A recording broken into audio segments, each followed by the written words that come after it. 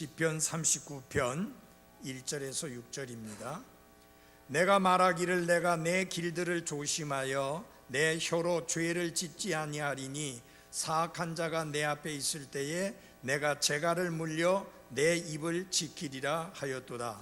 내가 침묵하며 말을 하지 아니하고 잠잠하되 선한 말마저도 하지 아니하였더니 내 슬픔이 복받쳤도다. 내 마음이 내 속에서 뜨거움으로 내가 생각에 잠길 때에 불이 붙으니 이에 내가 내 혀로 말하기를 주여 나로 하여금 내 종말과 내 날들의 한계가 어떠한 것인지 알게 하사 내가 얼마나 연약한 존재인지 알게 하소서. 보소서 주께서 내 날들을 한 뼘만큼 되게 하셨사오니 내 시대가 주 앞에는 없는 것 같사오며 참으로 모든 사람은 최선의 상태에서도 전적으로 헛될 뿐이니이다. 셀라. 분명히 모든 사람은 헛된 모습 속에서 건나니 분명히 그들은 헛되이 소동하나이다. 그가 재물을 쌓으나 그가 그것을 거둘지 알지 못하나이다 하였도다. 아멘. 오늘 우리 오른쪽에 있는 말씀 함께 큰 소리로 외치고 앉겠습니다. 시작. 대제사장이신 그리스도 예수님을 깊이 생각하라. 아멘. 1절 말씀. 아멘. 거기 보면 깊이 뭐하라? 생각하라. 오늘 생각해야 될 게 있습니다. 앉아주시기 바랍니다. 하나님은 다윗을 통해서 여기 시편 39편 1절로부터 6절까지의 말씀을 통해서 인생이 얼마나 허무한가 하는 것을 가르쳐 주시고 있습니다. 그래서 하나님은 다윗을 통해서 인생의 허무함을 세 가지로 정리해서 우리들에게 가르쳐 주십니다. 그 첫 번째 하나는 무엇이냐면 인생은 갈등으로 가득 차 있다라는 것입니다. 다윗은 특별히 자기 자신이 경험한 것을 통해서도 얼마나 자신의 삶 속에 갈등이 많이 있었는가를 증언하고 있습니다. 우리가 인생을 살다 보면 나하고 매끄럽게 지내지 못하고 아주 거꾸로운 사람, 대하기가 힘든 사람, 나를 크게 해치는 사람, 나에게 크게 손해를 끼치는 사람을 만나게 마련입니다. 원수라고 표현할 수 있겠죠. 어떤 학생이 예수 믿고 구원받은 지 얼마 안 된 상황 속에서 차를 타고 가다가 스님과 대화를 나누게 됐습니다. 성경을 읽고 있으니까 그 스님이 물었습니다. 학생, 예수님 믿나? 예, 예수님 믿습니다. 왜 예수님 믿나? 그러면 스님은 왜 예수님을 안 믿습니까?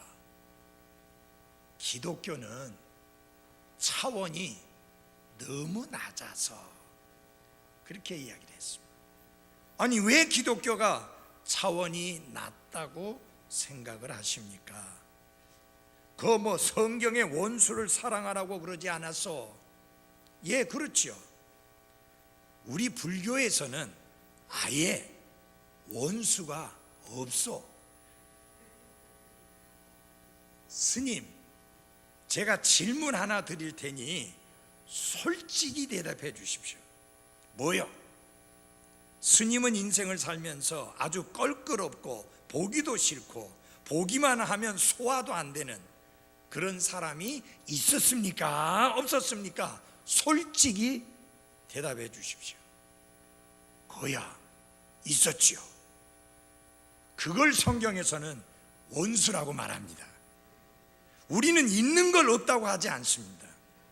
있다 해놓고 어떻게 살아갈 것인가 하는 것을 성경에서 가르칩니다. 그렇습니다.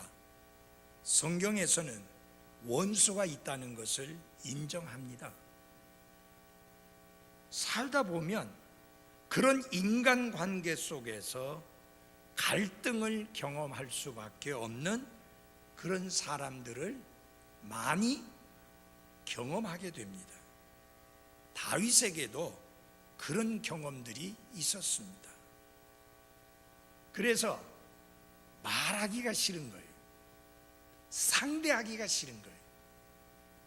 그래서 말을 해야 되나 안 해야 되나 갈등이 일어나는 그런 대상들이, 그런 사람들이 있었다고 하는 것입니다.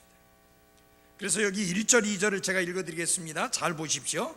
내가 말하기를 내가 내 길들을 조심하여 내 혀로 죄를 짓지 아니하리니 사악한 자가 내 앞에 있을 때에 내가 재갈을 물려 내 입을 지키리라 하였도다. 내가 침묵하며 말을 하지 아니하고 잠잠하되 선한 말마저도 하지 아니하였더니 내 슬픔이 복받쳤도다.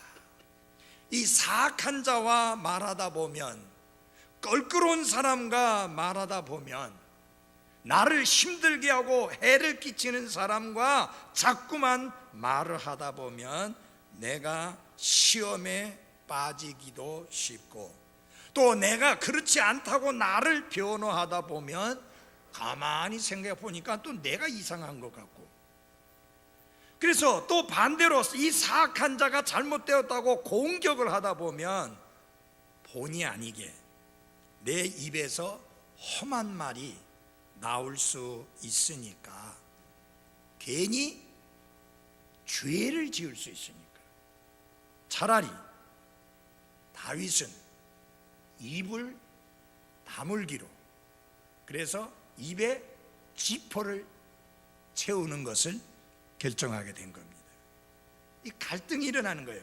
말을 하고 살 것인가, 말을 안 하고 살 것인가. 말을 하다 보면, 따지다 보면, 상대방을 공격하다 보면 나도 모르게 말로 죄를 지을 수 있으니까 말을 안 하고 살자니 속이 터져서 못 살겠다는 거예요. 여기 보니까 슬픔이 복받쳐서, 열이 받쳐서 그냥은 못 살겠다는 거예요. 그래서 이 다윗은 솔직하게 이 사악한 자를 생각할 때에 자신이 어떤 입장이 되는가, 어떤 갈등 속에 있는가라는 것을 고백하는데요, 3절에 보면 내 마음이 내 속에서 뜨거움으로 내가 생각에 잠길 때에 불이 붙으니, 사악한 자를 생각만 해도 화가 난다는 거예요. 내가 침묵하며 말을 아니하고 잠잠했더니 또 내 슬픔이 복받쳤다는 거예요. 가만히 있자니 슬픔이 복받치고 화가 나고, 말을 하자니 시험에 들고 자칫하면 입술로 범죄할 수 있고, 그렇다고 사악한 자를 대적할 수도 없고 대적 안 할 수도 없는 그런 갈등을 겪고 있다. 사악한 자를 대적하자니 대적하는 과정에서 나도 범죄할 것 같고, 그래서 그 사람하고 똑같은 사람 될 것 같고, 대적을 안 하자니 내 속에서 슬픔이 복받치고 이러지도 못하고 저러지도 못하는 그런 갈등을 경험한다고 다윗이 고백하는 것입니다. 우리는 인생을 살면서 이런저런 갈등 속에서 살아갑니다. 이 목사가 더 그래요. 그렇게 기도해주고 복음을 전하고 구원의 소식을 전해주어서 개인적으로 열심히 힘을 써서 복음을 전해서 구원받고 침례 순종하고 교회 회원이 되었고, 그래서 교회 안에서 좀 잘 섬기더니 그까지 좀 가면 좋겠는데 어느 순간에 말도 안 듣고 뺀들뺀들하고 교회도 왔다 갔다 하고, 왜 참석하지 않았냐고 결석했느냐고 하면은 시원찮은 대접이나 하고, 그래서 뭐라고 하려니 상처받을 것 같고, 말을 안 하자니 속이 타고. 그게 목사의 마음이에요. 그래서 어떤 분이 그렇게 재미있는 이야기를 했어요. 목사의 속을 들여다보면 허연 사람 하나도 없대요. 다 시커멓게 타가지고. 그래서 여러분, 아무나 목사 되면 안 돼요. 하나님의 부르심이 없으면, 하나님의 강권하시는 부르심이 없으면 절대 목사 되면 안 돼요. 왜냐하면 목사의 길은 그렇게 쉽고 간단한 게 아닙니다. 일주일에 뭐 설교 몇 번 하고, 신방 좀 가고, 전도 좀 하고, 성경 좀 가르치고, 그게 목사의 일의 전부라고 생각한다면 큰 오산입니다.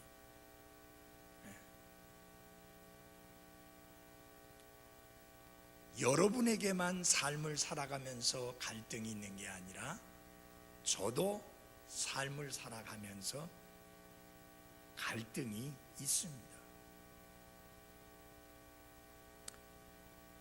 하나님이 말씀하시는 인생, 그들은 갈등 속에서 늙어가고 갈등 속에서 죽는다. 그것이 하나님이 말씀하시는 인생입니다. 제가 가만히 보니까 요새 문재인 대통령이 그런 생각하는지 모르겠어요. 내가 뭐 하려고 대통령 됐노? 이렇게 골치 아프고 이렇게 힘든 거, 그걸 죽자사자 재수까지 해가지고 왜 내가 대통령이 됐는고? 아마 갈등이 많이 있을 거예요. 부자는 부자대로 갈등이 있고, 가난한 자는 가난한 자대로 갈등이 있고, 세력이 있는 자는 세력이 있는 대로 갈등이 있고, 세력이 없는 사람은 없는 대로 갈등이 있습니다. 여러분, 트럼프 대통령 자기 하고 싶은 대로 함부로 막 말하니까 갈등 없을 것 같죠? 그 사람도 갈등이 있어요. 지금 우리나라 오는 이유가 뭐예요? 뭐 우리나라 엄청 사랑해서 아니에요. 와가지고 FTA 새로 해가지고 우리나라 경제적으로 압박을 가하려고 그러잖아요. 지금 그게 제대로 될까 안 될까? 갈등이 있어요. 인생에는 갈등이 있어요. 우리는 갈등 속에서 삽니다. 그게 인생이에요. 여러분도 갈등 있죠? 아주 간단한 갈등. 오늘 저녁에 뭐 먹지? 나는 국수 먹고 싶은데 남편은 국수를 싫어해. 좀 힘든 거예요. 제 아내는 수제비 먹고 싶은데 저는 수제비는 정말 최후의 선택이 아닌 이상 절대로 먹고 싶지 않은 게 수제비. 그러니까 주부들은 주부들대로 갈등이 있고, 학생들은 학생들대로 갈등이 있는데, 지금 고3 학생은 얼마나 갈등이 심하겠습니까? 점수는 내가 원하는 것만큼 안 나왔고, 내가 가고 싶은 대학은 있고, 그걸 선택하자니 떨어질 것 같고, 안 하자니 아깝고, 갈등이 있습니다. 인생은 갈등 속에서 늙어간다. 그거는 왕도 마찬가지다. 그리고요, 관계 속에 제일 복잡하고 제일 힘든 관계가 무슨 관계죠? 인간관계입니다. 이 인간관계 속에 상상을 초월하는 갈등들이 있는 것입니다. 영국의 유명한 정치자 가운데 한 사람이었던 벤자민 디러셀이라고 하는 사람이 있었는데요, 그는 탁월한 군인이자 정치가였습니다.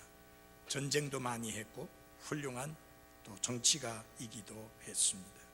그가 늙어서 자신의 인생을 회고하면서 돌이켜보면서 이렇게 말을 남겼습니다. 인생, 그것은 모순이 아닌가. 내 청춘은 오류의 생애였다.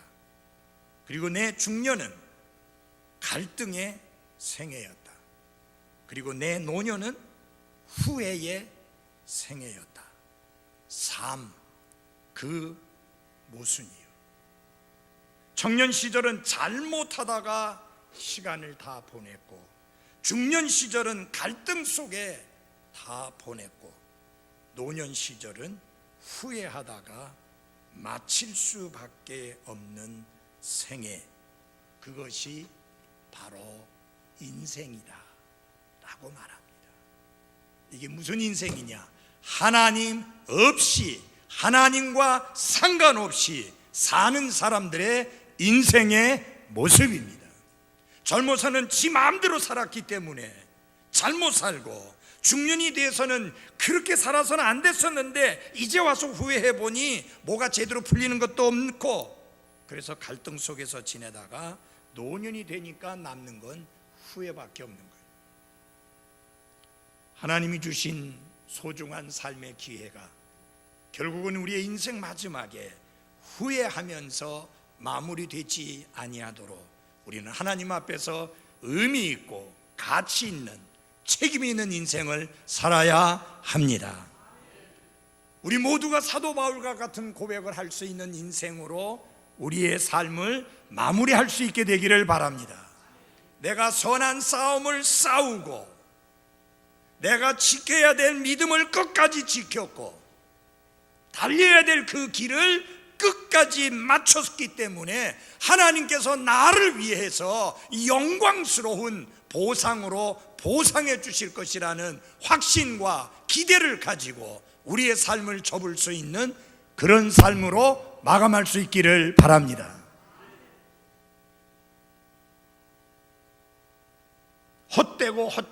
헛되며 모든 것이 헛되도라라고 고백할 수밖에 없는 허무한 인생을 사는 것이 아니라 정말 하나님 앞에서 가치 있고 의미 있는 삶을 살았기에 우리의 삶을 마지막 정리하게 될 때에 하나님께서 내게 보상해 주실 그 보상을 바라보면서 감사와 기쁨 가운데 우리의 삶을 접을 수 있는 그런 그리스도인으로 마감할 수 있기를 바랍니다.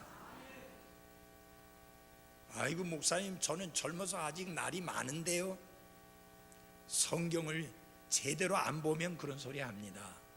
여러분, 죽을 때 연세 많이 드신 분만 죽습니까?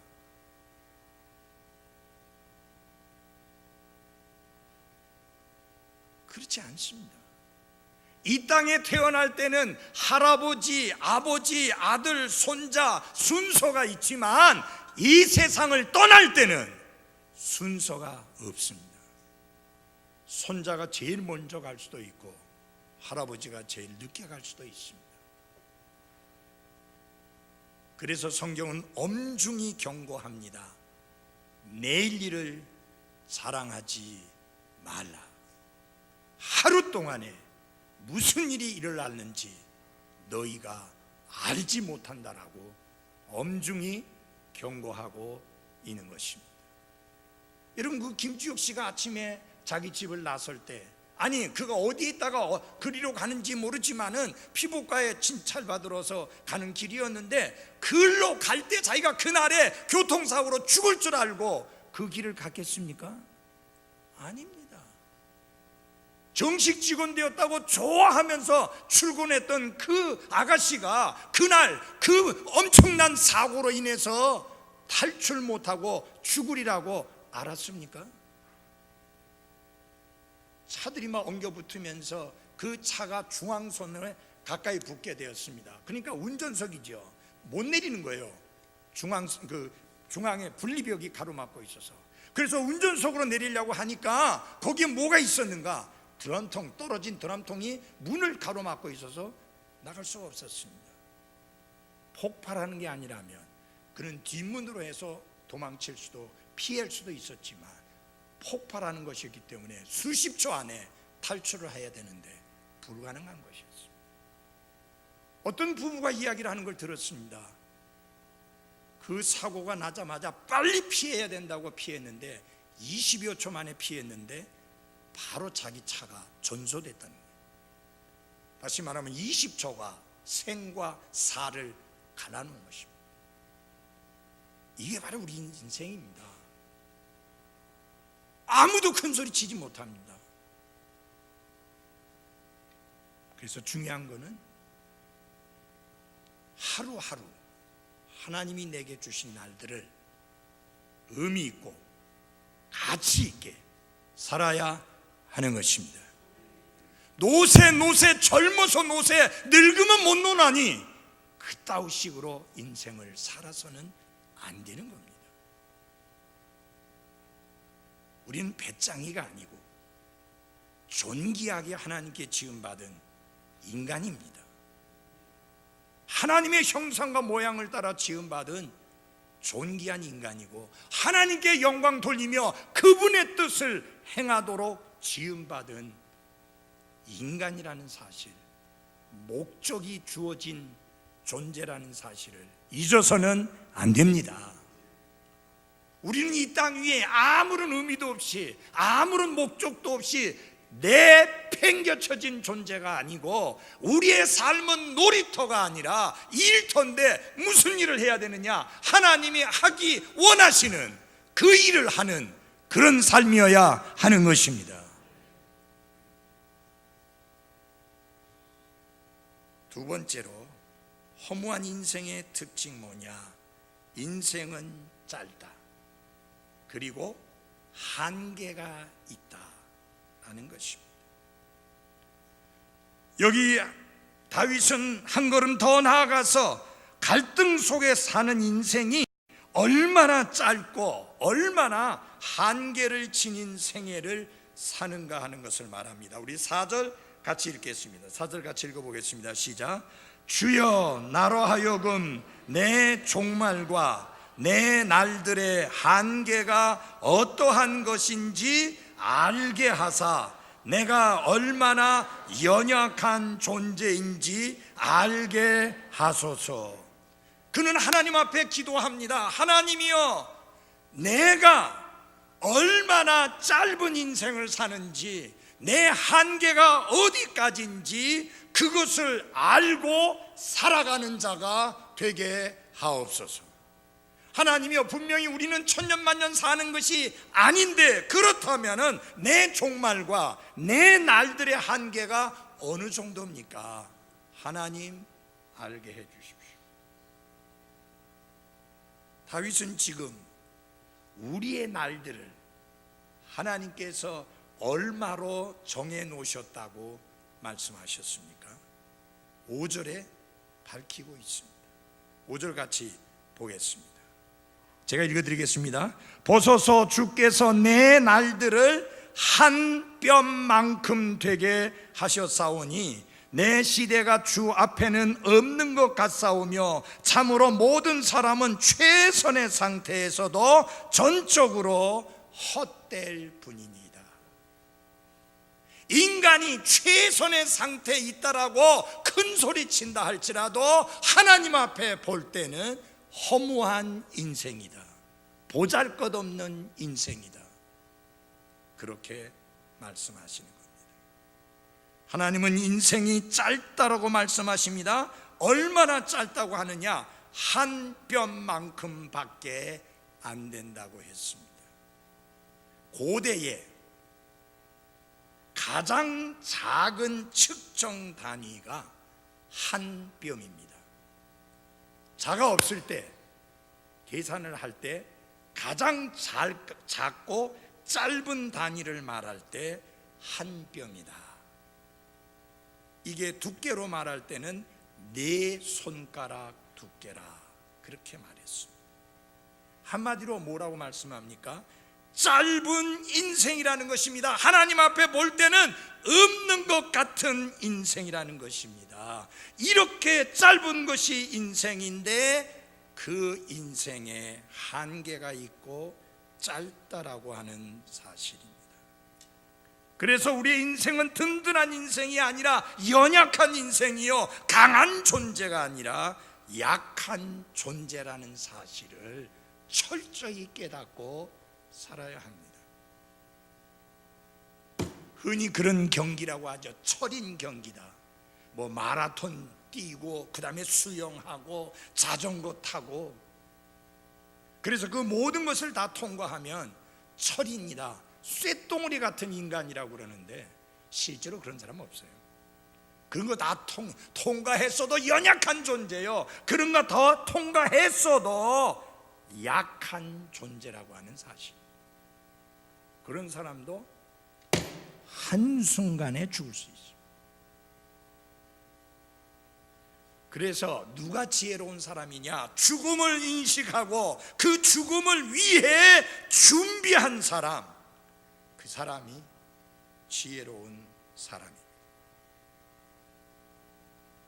우리가 죽음을 인식하고 죽음을 준비하는 삶을 살아갈 때 우리의 인생을 바르게 살아갈 수 있는 것입니다. 우리가 종말이 있다는 것을 인식하고 내 날수에 한계가 있다는 것을 알고 그리고 마지막을 준비하여 살아갈 때 우리가 죄를 멀리하고 하나님 앞에서 의미 있고 가치 있는 삶을 살아갈 수 있게 되는 것입니다. 그러므로 잊지 마십시오. 하나님이 우리의 날들을 한 뼘만큼 되게 하셨다. 우리 인생은 긴 인생이 아니라 짧은 인생이다. 끝도 없이 계속되는 인생이 아니라 한계가 있는 인생이다. 그래서 다윗은 하나님 앞에 이렇게 기도합니다. 시편 90편 12절에 그런즉 우리에게 우리의 날수 세는 것을 가르치사 우리가 지혜에 이르도록 우리의 마음을 쓰게 하소서. 적어도 진지하게 인생을 돌아보면서 정말 내가 얼마나 내 날이 남았는지 그것을 세며 살 줄 아는 지혜가 필요하다. 우리가 우리의 날들을 세게 될 때 어떻게 됩니까? 내 마음을 쓰게 됩니다. 멋대로 마음대로 살지 아니하고 하나님 앞에 책임 있게 살아갈 수 있는 것입니다. 여러분은 어떤 의식을 가지고 살아가십니까?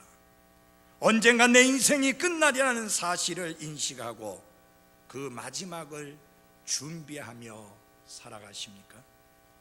오늘이 마지막 날이라고 한다면 하나님을 만날 준비가 되어 있으며 후회 없는 삶을 살았다고 말할 수 있겠는지요? 만일 오늘이 마지막이라면 어디에서 그리고 누구와 함께 영원을 보내게 될 것이라고 확신하고 있습니까? 떠나간 자의 영역, 이 세상을 떠나간 자는 두 영역 중에 한 곳에 갑니다. 하늘나라는 영역에 가든지 지옥이라는 영역에 들어가든지 두 곳 중에 한 곳에 갑니다. 사람은 현재 살고 있는 이곳을 반드시 떠나게 되어 있습니다. 성경은 엄중히 말합니다. 한 번 죽는 것은 사람들에게 정해진 것이요 그것 뒤에는 심판이 있으리니. 영원한 심판 이전에 이 세상을 떠난 자들은 주님과 함께 하늘나라에 있게 되든지 지옥에 던져져서 불꽃 가운데 고통을 당하든지 둘 중에 하나입니다. 사람들은 흔히 죽음을 마치 나에게는 없을 것 같은 예외 조항으로 생각을 하며 삽니다. 그래서 죽음이 현실이 아니라 생소한 것처럼 그렇게 여기며 삽니다. 그러나 죽음은 현실입니다. 준비되어 있어야 합니다. 아니, 교회 왔더니 좀 희망적인 말씀을 좀 전하지 왜 그 듣기에도 거북스러운 죄, 죽음, 심판, 지옥 왜 이런 이야기를 합니까? 이 모든 것 때문에 예수님이 필요하기 때문입니다. 이 모든 것 때문에 예수님이 나를 구원해 주셨다는 사실이 너무나 놀랍고 감사하기 때문입니다. 윌리엄 랜돌프 헐스트라고 하는 미국의 큰 부자가 60살이 되었을 때 자녀와 친척과 친구들을 불러놓고는 앞으로 내 앞에서는 농담이라도 절대로 죽음이라는 단어를 입 밖에 내지 말라고 엄중한 명령을 내렸습니다. 그러나 로마의 어느 황제는 신하들에게 아침에 자신을 아련할 때마다 뵐 때마다 폐하 죽음을 기억하십시오 라고 인사하도록 시켰습니다.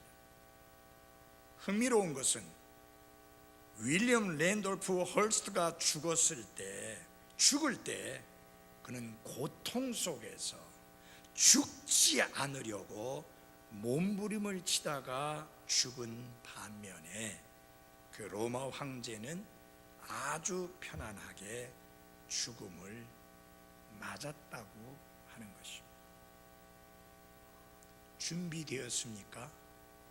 죽음을 맞이할. Are you ready? 준비되었어요? 하나님 만날 준비되었어요? 죽음을 맞이할 준비되었어요? 죽음은 언제든 찾아올 수 있습니다. 오늘일 수도 있고요, 잠시 후일 수도 있습니다. 준비되어야 합니다.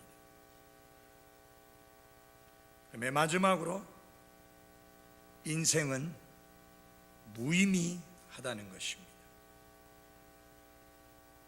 갈등 속에 있는 인생, 짧은 인생, 한계가 있는 인생, 그것보다 더 미치게 만드는 것은 인생이 무의미하다는 것입니다. 6절에서 보면 이렇게 말씀합니다. 한번 같이 보겠습니다. 6절 말씀 같이 읽어보겠습니다. 시작. 분명히 모든 사람은 헛된 모습 속에서 걷나니 분명히 그들은 헛되이 소동하나이다. 그가 재물을 쌓으나 누가 그것을 거둘지 알지 못하나이다 하였도다. 조금 전에 읽은 그 말씀은 인생의 무의미함을 선포하고 있습니다. 얼마나 그 인생이 무의미한지 하나님께서는 사람들이 헛된 모습 속에 걷는다라고 말했습니다. 헛된 모습은 허상이라는 이야기입니다. 있는 것 같지만 실상 가서 만져보려고 하면 없는 게 허상입니다. 구름처럼 아무것도 없는 것, 그것이 바로 인생이라는 것입니다. 그래서 성경은 이렇게 경고합니다. 내일 일을 너희가 알지 못하는도다. 너희 생명이 무엇이냐? 그것은 곧 잠시 나타났다가 그 뒤에 사라져버리는 수증기니라. 메이플, 수증기니라. 허상 같은 것, 수증기 같은 것, 입김 같은 것, 구름 같은 것이 인생이라고 하는 것입니다. 열심히 무엇인가를 한다고 하지만 알고 보면 다 헛된 일을 위해서 그렇게 분주하고 요란하게 인생을 살고 있을 뿐이라는 것입니다. 그래서 사람마다 든든히 선 때도 성공이라고 또 무언가를 성취했다고 말하는 그 순간도, 아니 가장 최절정의 시간이라고 말하는 그 순간도 사실 자세히 살펴보면 다 헛된 것이다, 무의미한 것이다, 그렇게 말씀합니다. 사람이요, 이렇게 무의미한 인생을 살면서도 그것을 절감하면서도 사람들이 매달리는 것이 있습니다. 그 첫째 하나가 재물입니다. 재물, 돈. 그래서 6절에 보면 이렇게 말씀합니다. 그가 재물을 쌓으나 누가 그것을 거둘지 알지 못하나이다. 재물이 인생에 어떤 의미라도 줄까 해서 재물을 쌓아보지만 문제는 그것을 다 쌓아보지도 못하고 사용하지도 못하고 죽는다고 하는 것입니다. 그래서 재물을 쌓으려는 노력은 허사입니다. 서양 속담에 수의에는, 죽은 사람에게 입히는 옷에는 주머니가 없다라는 말이 있습니다. 근데 내가 보니까 서양 속담은 그렇지만 실제로 장례 지낼 때 보니까 사람들 주머니 잔뜩 달린 옷 다 입히더라고요. 실제로 수의에 주머니가 없는 건 우리나라 수의에는 주머니가 없어요. 그렇죠?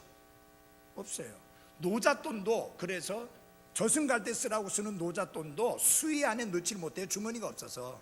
그 옆에 이제 뭐 관에다가 꽂죠. 그게 진짜 그 사람이 가져가는 노잣돈이라면 관 안에다가 집어넣어야지, 왜 바깥에 그 묶고는 거기다가 꽂습니까? 지들이 다 가져가려고 그런 거 아니에요. 처남 어디 갔노, 사위는 어디 갔노, 큰아들은 어디 갔노 해갖고 돈 뜯어내가지고. 죽음에는, 소위 말하면 죽음 이후에 가는 길에는 노잣돈 필요 없습니다. 그냥 갑니다. 무료예요. 돈 안 들어요. 알렉산더 대왕이 죽을 때 유언을 남겼습니다. 내가 죽거든 시체를 관 속에 집어넣을 때 양쪽에 구멍을 뚫어라. 그리고 두 손을 바깥으로 내놓아라. 알렉산더 대제는 여러분이 알고 있는 대로 당대의 세계를 정복했습니다. 더 이상 정복할 땅이 없다고 선창을 두드리면서 통곡을 했었던 사람입니다. 그러나 이런 알렉산더도 관 속에 들어간 다음에 관 양쪽에 구멍을 뚫어서 그 바깥으로 두 손을 내놓게 해서 무엇을 보여주려고 합니까? 그가 세계를 정복한 왕이었지만 아무것도 하나도 가져가지 못한다는 것을 보여주기 위함입니다. 그런데 이것을 뻔히 알면서도 재물을 쌓으려고 하는 사람들, 얼마나 어리석은 인생을 살고 있느냐 하는 것입니다. 성경은 분명히 말합니다. 열심히 쌓는데 누가 그것을 가져갈지는 아무도 모른다. 혹시 여러분, 우리 교회는 워낙 서민이다 보니까 그런데 자식들 주겠다고 아껴놓고 그 다음에 어떤 기회가 됐을 때 자식에게 몽땅 주고 하는 멍청한 짓 하지 마십시오. 여러분들 돌아가실 때까지 딱 가지고 완전히 누리다가 편하게 가십시오. 자식들은 지 인생 지가 알아서 하게 하세요. 우리나라 부모님들이요, 일찍이 재산 다 건네주잖아요. 자식들이 뭐라고 말합니까? 아버지 어머니 걱정하지 마세요. 아버지 어머니 힘없고 돈 없을 때 저희들이 알아서 잘 미시겠습니다. 안 하고는 미시긴 뭘 미셔요? 재산 다 자기들 이름으로 남겨주고 나면 그 다음부터 내몰라라잖아요. 그래갖고 심지어 소송까지 걸어가지고, 이게 얼마나 참 희한한 일이에요. 그래서 이종훈 형제도 나중에 돈 많이 벌더라도 절대 조국이한테 주면 안 돼요. 서영은 자매도 마찬가지예요. 하나님 축복하셔서 하나님 복을 주셔서 피부가 잘 되길 바라는데, 그래서 좀 돈도 많이 벌으면 좋겠는데 절대 자식에게 줄 생각하지 말아요. 부모들은요, 자식이 요새 이제 교회에서 상 받으면요, 그 자식 준다고 그냥 쌓아놓는 사람들이 있는데 써요, 사용해요. 걔네들은요, 나중에요, 그거 촌스럽다고 안 써. 10년 지나고 나면 촌스럽다고 누가 써요? 그 이성님 자매 써요 지금. 그 뭐 은혜 주겠다고 모아놓지 말아요.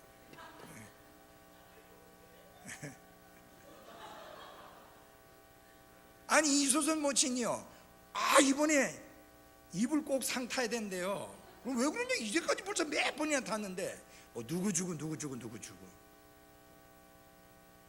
왜 그렇게 살아요? 써요, 써. 예? 아니 젊은 놈들은 누릴 수 있는 시간이 얼마나 많이 있는데 어른들이 먼저 써야지. 천자매도 올해 상 타나요?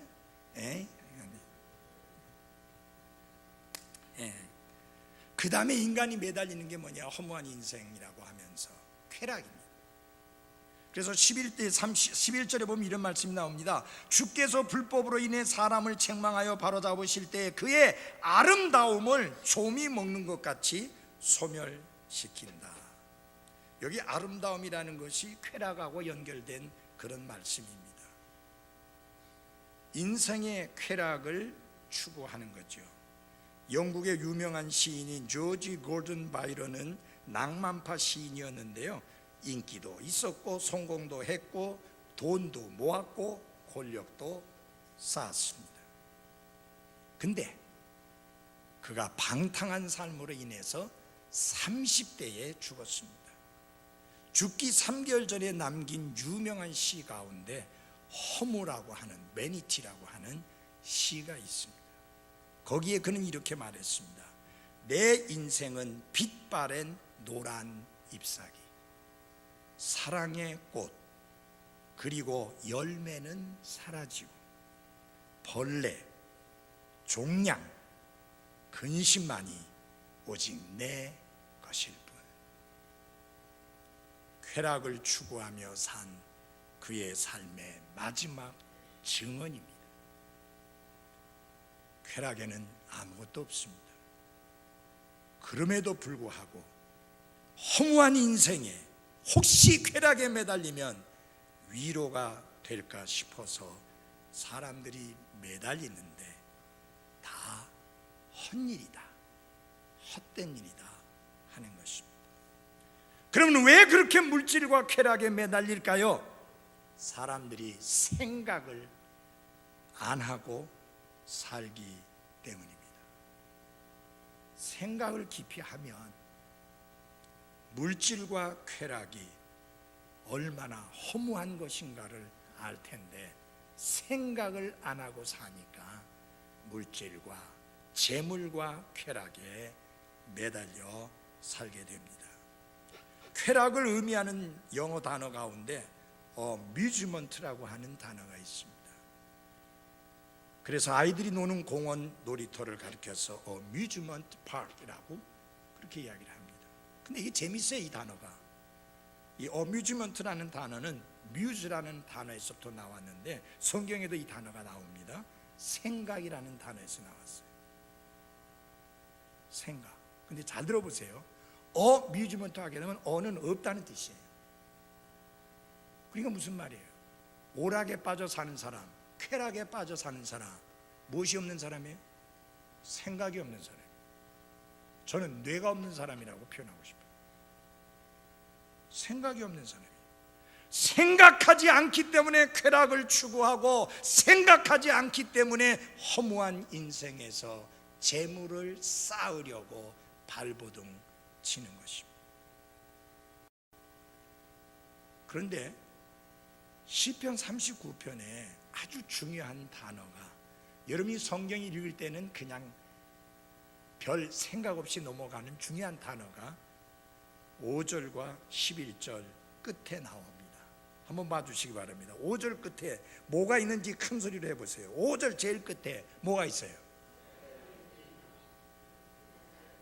보세요. 그만큼 여러분이 성경을 보더라도 못 보고 넘어간다 그 말이에요. 생각 없이 성경 보니까 그래. 제일 끝에 뭐가 있어요? 5절 제일 끝에 셀라. 그 다음에 11절 끝에 뭐가 있어요? 셀라. 이 셀라라는 것이 음악 용어입니다.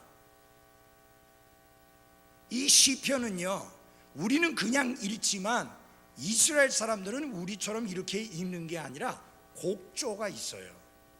그래서 우리 옛날에 시조, 곡조가 있잖아요. 그것처럼 읽어요.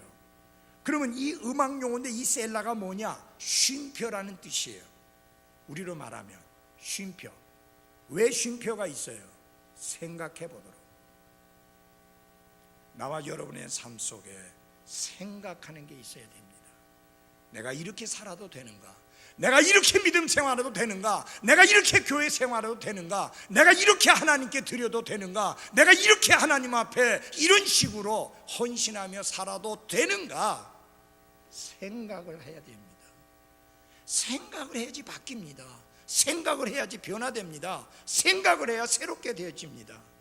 교회 생활 오랜 생활하면서도 생각이 없이 교회 생활하니까 도대체가 변화가 되고 바뀌고 하는 것을 볼 수가 없습니다. 여러분, 지금 여러분의 교회 생활 그대로 괜찮은가요? 생각해 보십시오.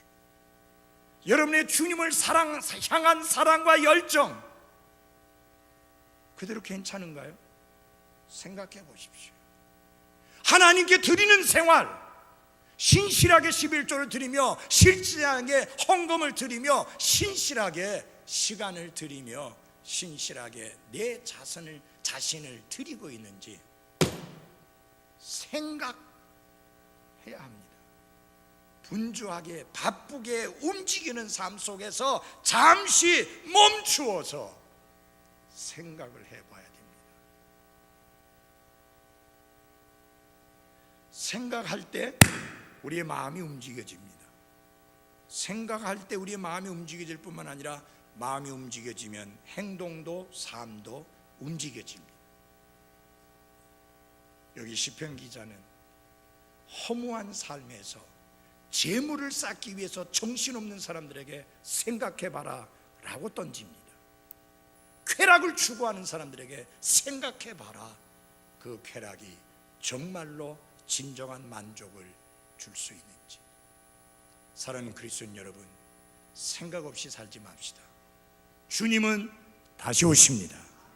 그리고 그분은 우리의 행한 것을 따라 보상해 주실 것입니다. 우리 모두는 그리스도의 심판석 앞에 서서 예수님께로부터 판단을 받게 되는데, 그 판단은 지옥 가느냐 천국 가느냐 하는 문제가 아니라 천국 가지만 보상에 관한 문제로 심판을 받습니다. 생각하고 삽시다. 생각하고 삽시다. 생각 없이 살면 우리는 가치 있고 의미 있는 삶을 살 수가 없습니다.